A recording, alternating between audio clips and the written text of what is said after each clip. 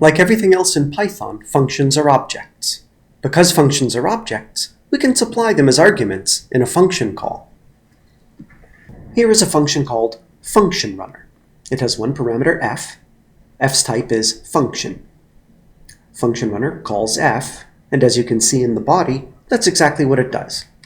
Here, we define a function that we're going to pass to function runner in just a little bit. Because this is just a demonstration, all we'll do inside here is print that the function was called. Let's add one more function just like this one. Here we call function runner, supplying function1 as the argument. Now we'll trace execution of this program. When the program starts running, we get a frame for the module.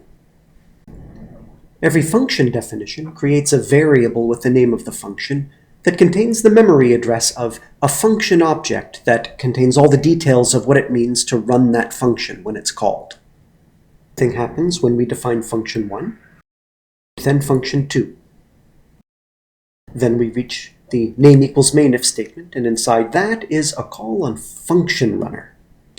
To execute the function call, we evaluate the argument, that's just the memory address of the function object, and then Python creates a frame for the function. Parameter f is inside that frame, and it is assigned the memory address of the function that was passed as an argument. To execute function runner, we just execute the statement in its body, which is a call on function f. We draw a frame for that function. We're going to write f/function1 here, although it turns out that the name of the function is taken from the function definition. In the body of function1, we have a call on function print.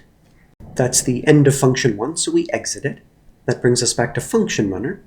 We just completed the call on function f. That's the end of function runner, so we exit it. That brings us back to the main program. We're at the end of it, so we exit the program. When we traced this, we reached one call on function print. When we run it, we get the output that we expect. When we change function1 to function2, we see that we end up at this call on function print.